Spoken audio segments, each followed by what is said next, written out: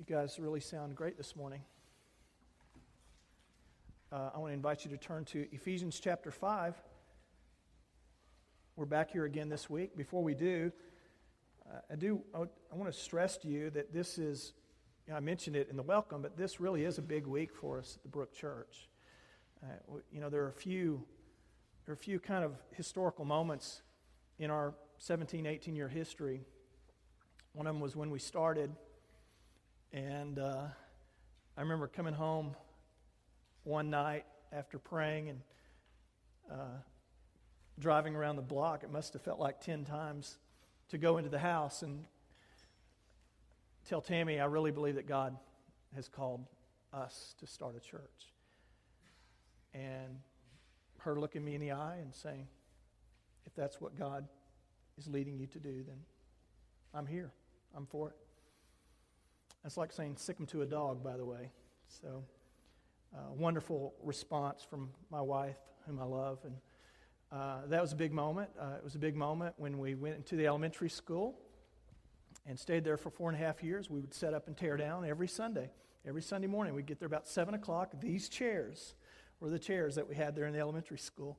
And maybe it's about time to buy some new ones, although they're holding up. Paul says, yeah, they're holding up pretty well. But we would set these chairs up, set up the sound equipment, set up the children's area, and tear it down right after church. We did that for 4.5 years, and then moving to Grant Road in 249 and the retail space there. We were there for 7 years. That was a big move for us. And getting here in 2009, and then, of course, now, this other big moment that you get to be a part of.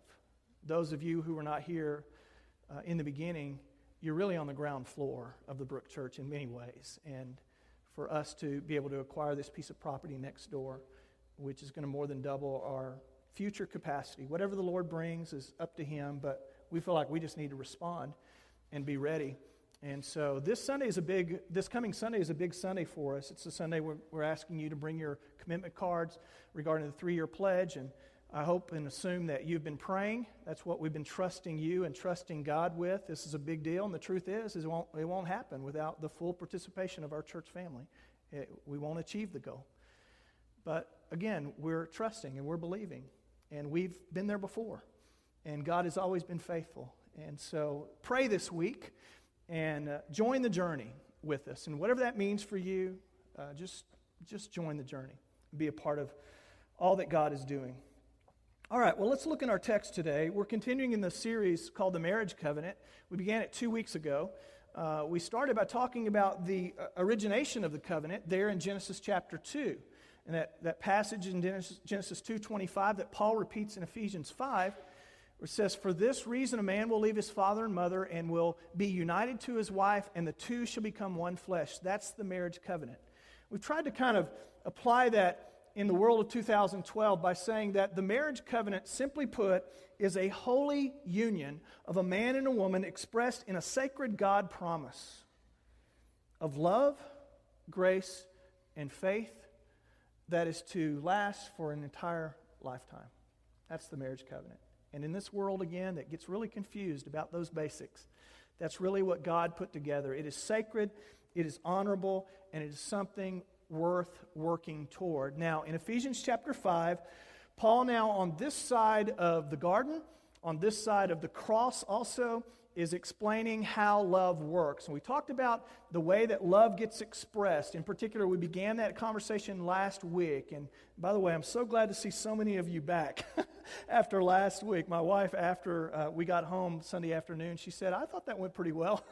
I said, "Well, I'll take that then." So we talked about respect and the way that the wife submits to the husband. That's the way that she expresses love. Why? Because she needs to express love that way? No. But because her husband needs to receive love that way. That's what love is. It's giving to another person what they need, when they need it. And yet we get that kind of backwards, don't we? We think that love and marriage is all about us getting what we need when we need it. Instead, it's about giving to another what they need when they need it. That's the essence of love. And the way that gets expressed from the wife to the husband is the attitude of respect and the action of submission, and in responding to his godly leadership. The way that the husband now expresses love to the wife, and we pointed this out last week, was this word sacrifice. sacrifice. So his promise, simply put, his promise is to lead his wife through love. To lead his wife through love. Now, the emphasis in this passage is on love. Now, let's read it together. Let's look at it. We're going to begin in verse 21. The Apostle Paul says this, "Submit to one another out of reverence for Christ. Wives, submit to your husbands as to the Lord. For the husband is the head of the wife as Christ is the head of the church, his body, of which he is the Savior.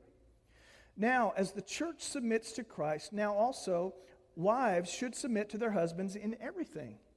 Husbands, love your wives, just as Christ loved the church and gave himself up for her, to make her holy, cleansing her by the washing with water through the word, and to present her to himself as a radiant church without stain or wrinkle or any other blemish, but holy and blameless." Verse 28, "In this same way, husbands ought to love their wives as their own bodies. He who loves his wife loves himself. After all, no one ever hated his own body, but he feeds and cares for it, just as Christ does the church. For we are members of his body. For this reason, a man will leave his father and mother and be united to his wife, and the two will become one flesh." This is a profound mystery, but I'm talking about Christ and the church. "However, each of you must also love his wife as he loves himself, and the wife respect her husband." All right. Here's the dance. Here's the give and take. And when we read a passage like that, what we tend to do is we tend to highlight these very kind of controversial words. So we see words like head of the wife as Christ the head of the church. We see the word submit. And we can get the message all wrong. And by the way, this passage, when it's emphasized, it's talking about the wife's submission to the husband. If you look at the essence of this passage, there is more talk to the husband about loving his wife than about the wife submitting to the husband. Paul is primarily addressing husbands in this passage. And he's reminding them of their sacred promise, and that is to lead his wife through love. And the emphasis in this passage is on love, not leadership. Not headship. Now, we don't apologize for that. All right? This is the way God made things. And we don't know why. It wasn't because men are smarter. we inherently know that. It's not because men are more valuable in God's eyes. It's not because men, have certain gifts that women don't. That's not the idea. It's that God, in His wisdom, in His way, chose that a husband would be the leader of the home. That's the way the home works in Christ. Most of you guys know Linda Patillo. A few months ago, I was talking to her about this, and she said, I'm not for sure why God chose the husband to lead the home. He could have chosen me. He could have chosen anybody he wanted to lead the home, but he chose the husband, and therefore, because that is what God wanted, that is what I understand, and that's what I will cooperate with. That was her disposition. And practically, it just helps the relationship to work. But it does more than that. It helps to meet the essential needs of both the husband and the wife. So if the promise of the husband to the wife is to lead his wife through love, the essence and the emphasis of that is on love. The Bible is inherently saying this: if you love her, you will lead her. Now, men, what we want to do is we want to lead, but we don't want to love. We want the leadership without the love. In fact, this is a principle all throughout the New Testament with respect to the essence of leadership. What is the nature of leadership? The nature of leadership, biblically, is servant leadership. It's where we give ourselves for the sake of others to influence them for good and for God. It is leadership not for the benefit of self. It is leadership for the benefit of someone else. That's the nature of biblical leadership. And Paul is re-emphasizing this, reminding men that your leadership is basically a leadership of care, a leadership of love.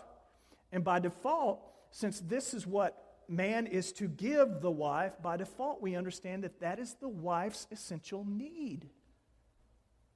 What does a woman need from her husband? Big house, nice clothes, fancy car. Needs him to work really hard. No. What a woman essentially needs from her husband is captured in the word love. Love. Now, we want to give to others what we tend to like to give. Isn't that true? But what the Bible says is we don't give to others what we tend to like to give. Because men, let's face it, what we would like to give is leadership and rulership, right? That comes kind of easy for us, the leadership part, doesn't it? In fact, it really began in the garden. In the garden, Adam was created and was given responsibility and dominion and rulership over creation. That was his function.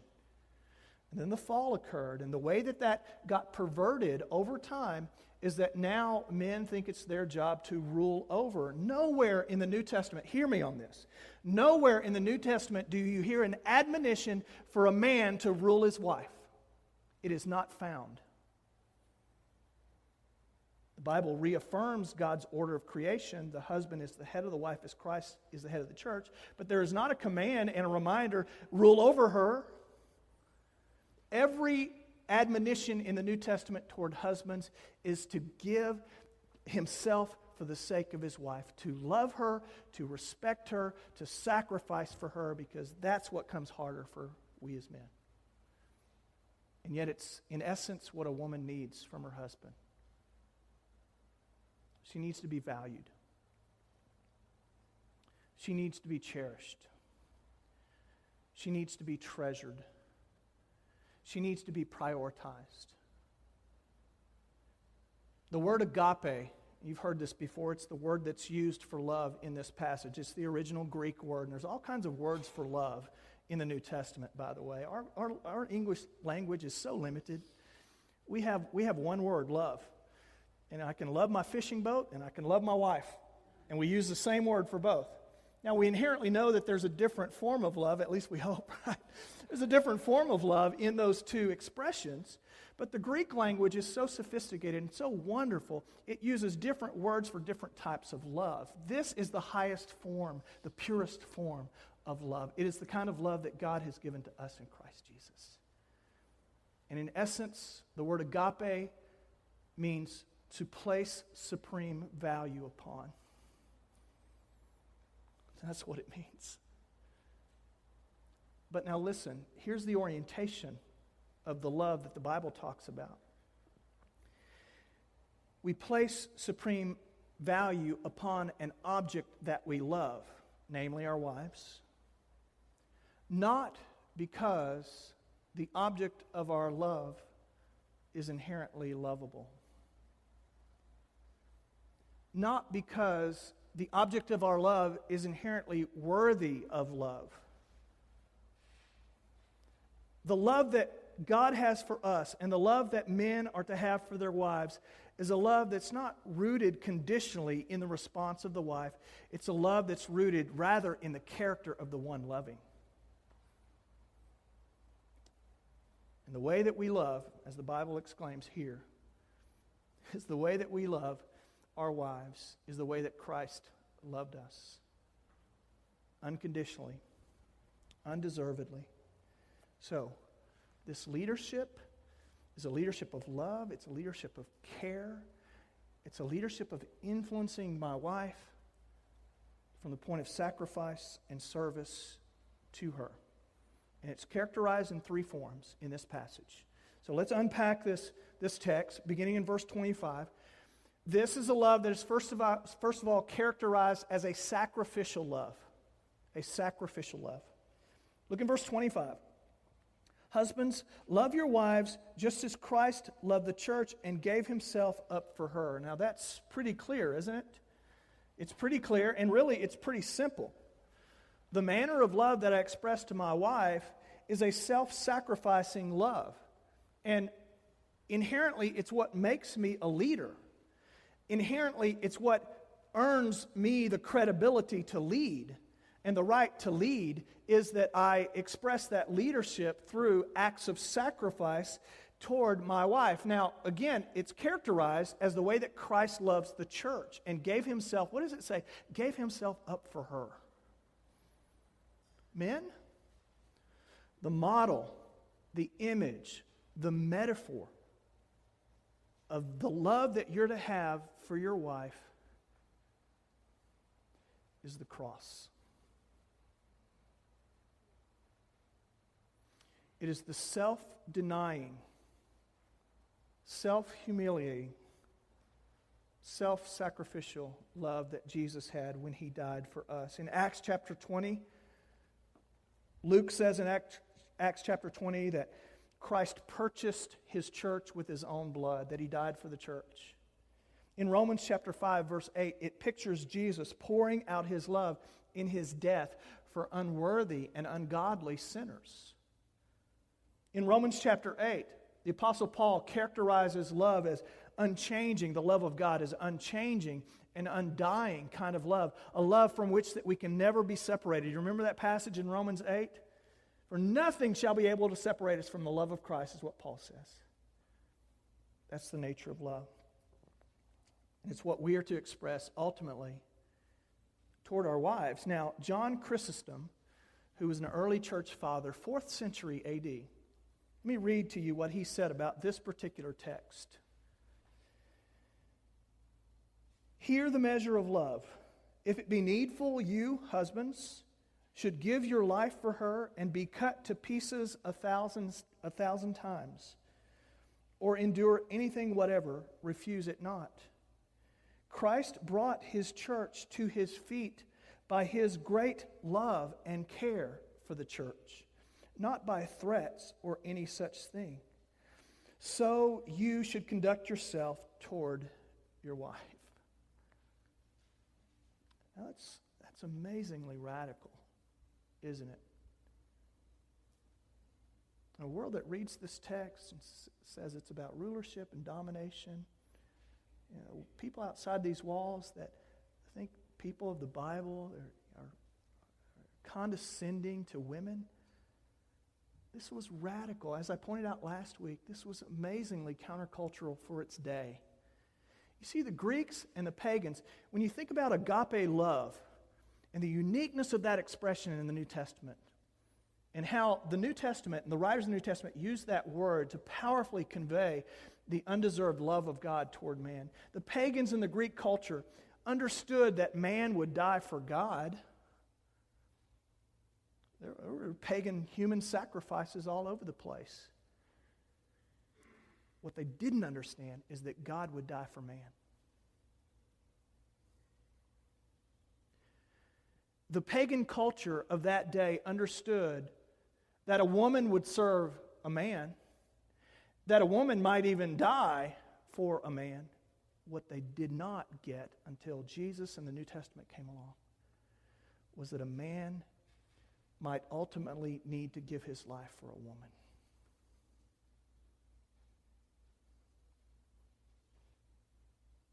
You talk about being treasured. And men, in our way, if we can communicate that value to our wives, it meets something that strikes a chord within their heart, that God created them for, that they would be protected, that they would be provided for, that they would be cared for, and they would be sacrificed for. That's what love essentially means. Now here's the point. It's really a love of priorities in today's world, isn't it? It's about setting our marriage and our home and our wives as a priority in our lives, because there's so many competing priorities in our lives, aren't there, men? A lot of competing priorities. But Paul reminds us in verse 31 of Ephesians 5, he reminds us of the marriage covenant.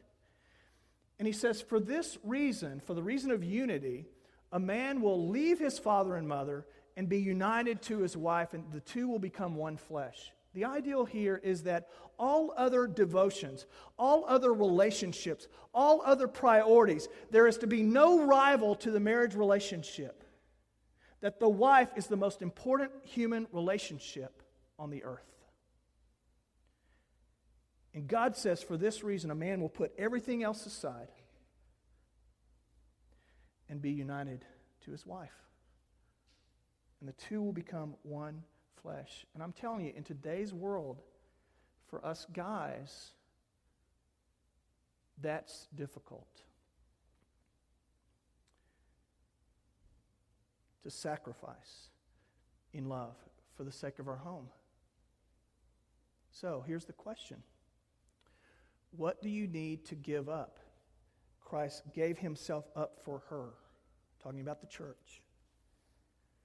What do you need to give up in order to express love to your wife? A sacrificing love. Secondly, and man, I've got to hurry. Secondly, a purifying love.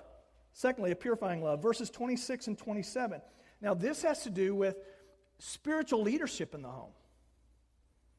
So, whereas one part of this is about sacrificing and make a priority for the wife, this is more about spiritual leadership. Look at what it says in verse 26. For the purpose of making her holy, cleansing her by the washing with water through the word, and present her to himself as a radiant church without stain or wrinkle or any other blemish, but holy and blameless. He's using imagery about the relationship of Christ to the church to talk about ultimately what husbands do for their wives, and that is ultimately to purify them, to make them holy. So there's a spiritual leadership responsibility that we have. This is the essence of the promise that we made when we married our wives. To be a spiritual leader, to set the spiritual pace of the home. And the Apostle Paul is saying the ultimate outcome of this marriage relationship is that you, by your loving leadership, would make your wife more holy, would draw her closer to God. A man that has his wife love God and leads her to love God more than she loves him is a man that is truly responsible in his marriage. That he would point her to Christ.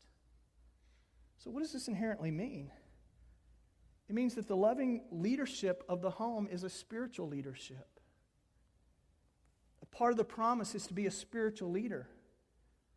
And here's what I found. Men want to lead, but they don't want to spiritually lead. They want leadership, but they don't really want leadership. Because it's from spiritual leadership that all other leadership in the home should flow. Again, it's what gives credibility to our loving leadership is that we will point our wives toward Christ, not lead them into sin, but be the men in the home who are spiritual leaders. And I've talked to ladies time and time again who long for spiritual leadership from their husbands. Across the United States, there are more women who attend church than men. It's just a sad fact. Men have got better things to do. And so, there are women who have to drag their husbands to church. There are women who try to get things done spiritually in the home. And I want to say to you that it's not and it should not be their responsibility. Men should be men in the biblical sense and lead their home spiritually. For as you go spiritually, so goes your home spiritually. For you to be the person who drives the spiritual growth in the home and sets the pace for it. That's true manhood. And that's what true leadership is. It is a love that develops holiness and spiritual growth in the wife, helps her reach her potential, brings her to her true beauty in Christ, helps her to love Christ more than she loves even him as the husband, and works toward her godliness. And here's the question. Is she becoming more godly, husband? Is she becoming more godly because of you? Or in spite of you? Are you a hurdle to her spiritual growth? Are you standing in the way of her developing as Christ would want her to develop? Or are you setting a culture in the home that helps your wife become more holy and lovely and beautiful spiritually? That's a purifying love. And finally, a caring love. Caring love. Verses 28 and 30. In this same way, husbands ought to love their wives as their own bodies. Paul is getting really practical here, right? Because we inherently know how to take care of ourselves, right? We're all selfish, whether man or woman. We all take care of ourselves. Ought to love their wives as their own bodies. He who loves his wife loves himself. Let me give you the 2012 translation of that. This is what it means in the original Greek. If mama ain't happy, ain't nobody happy. Paul is saying real practically, if you love your wife, you love yourself. If you make your wife happy, you're going to be a happy person, right?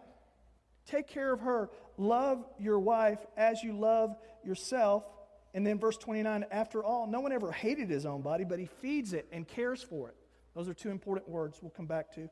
Just as Christ does the church, for we are members of his body. Now, what does that mean for us to love our wives as we love our own bodies? Well, it's very simple. Again, it's not too difficult.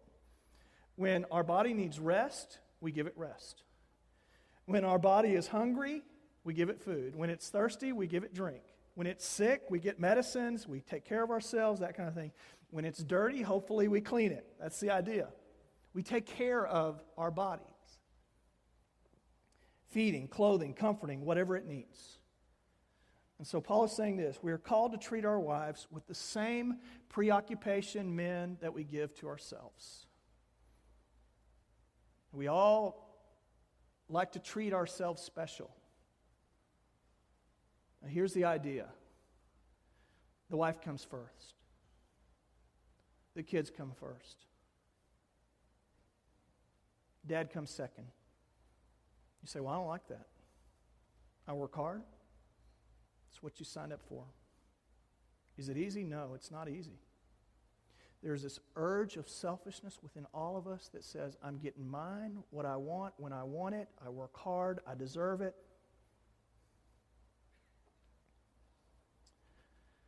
But the one who is in Christ submits to the needs of his wife more than his own needs. She comes first. And he uses the word feeds, could mean nourish, cares for it, could mean cherish. The ideal here is that the wife's needs are taken care of by the husband. He is to be the provider to her. It's not her responsibility to be the provider. Ultimately, it is your responsibility. For whatever needs there are, whatever cares need to take place, that's the husband's responsibility. So, it is a sacrificial love. It is a purifying love. It's a caring love. And the model for it all is Christ hanging on the cross. Now, I want to share with you a letter that I found this week. It's a very sobering letter. It's written by a real wife with a real husband. And it resonates with us in today's world. Listen to what it says. The children are in bed. There's nothing on TV tonight. I ask my husband if he minds if I turn off the television. He grunts. As I walk to the television, my mind is racing. Maybe, just maybe tonight, we'll talk. I mean, have a conversation that consists of more than my one usual question with his one mumbled one-word answer. Or more accurately, no answer at all. She goes on. Silence. I live in a world with continuous noise, but between him and me, silence. Please, oh God, let him open up. I initiate once again for the 1,000th time. My heart pounds. Oh, how can I word it this time so he'll respond? What can I say that will open the door to just talk? I don't have to have a deep, meaningful conversation, just something from him. As I open my mouth, he gets up and goes to the bedroom. The door closes behind him. The light showing under the door gives way to darkness, and so does my hope. I sit alone now on the couch. My heart begins to ache. I'm tired of being alone. I'm married, and I have been for years, but I'm alone. Why do I sit alone?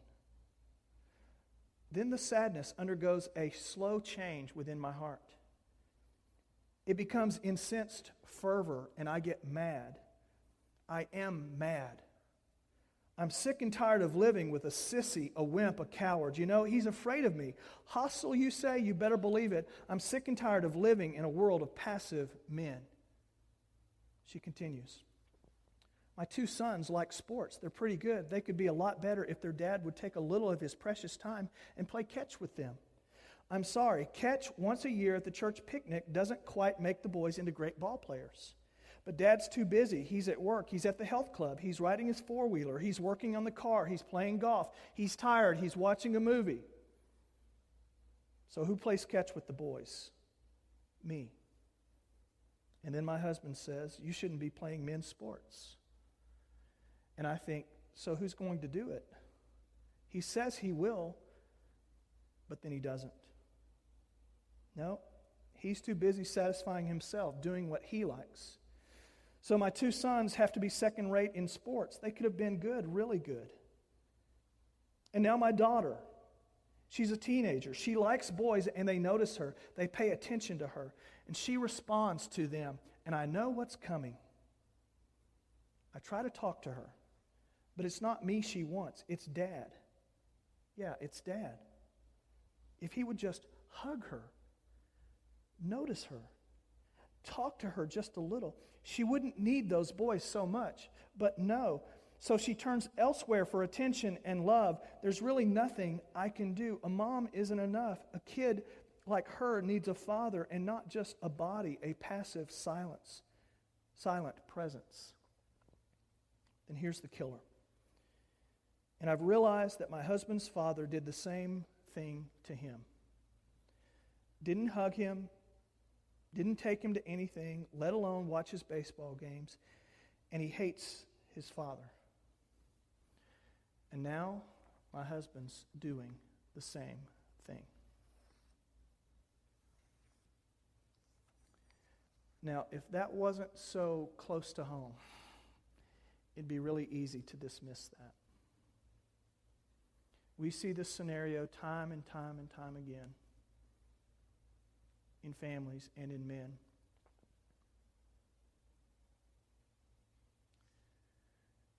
Here's the message. Christian men, Christian husbands, we can do better than that. We must do better than that. What a sad testimony of a man who says he loves Christ and yet has flipped the switch with respect to his home, who has checked out, who is aggressive about building a career, and who gives that his best efforts but gives his wife and his family leftovers. Just can't be there. Just got too many other things going on.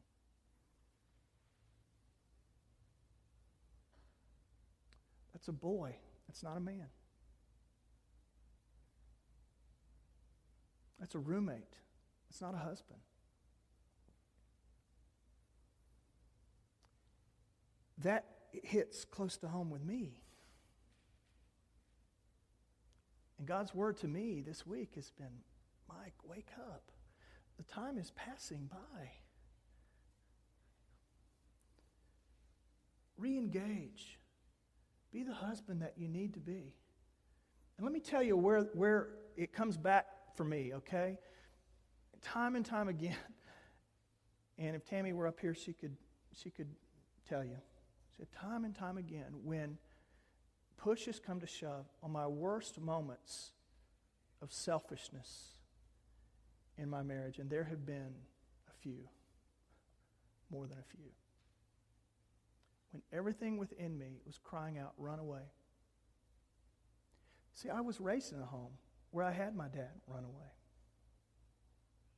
Some of you men understand this. You didn't learn love growing up.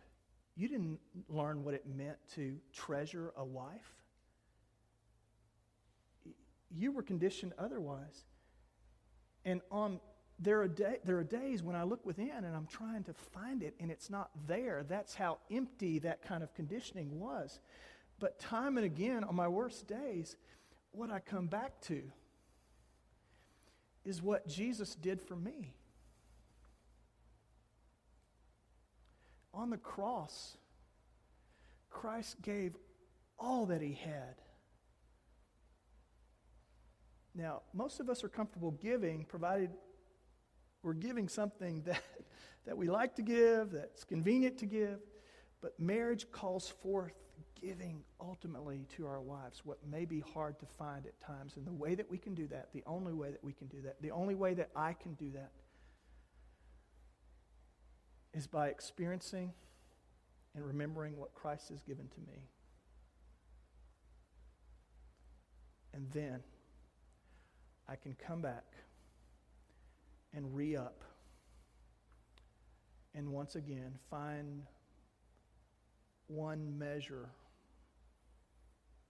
of strength to walk another day.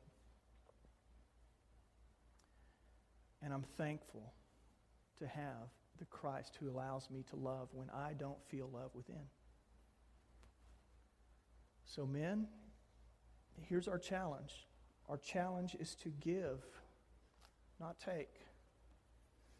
I wish I could make that easier for us. I wish I could say something, you guys would go out here, yay! If the image is Christ marching to the cross, if that's the image of what it means for a husband, then the essence of being a husband is to be the kind of man who will give more than he takes. And that's our challenge. And through Christ, we can do that. I believe this: God has not called us to anything that we cannot do through his strength. You say, I don't find it within me. I know you don't. It's in Christ. Look to him. Let's stand for closing prayer.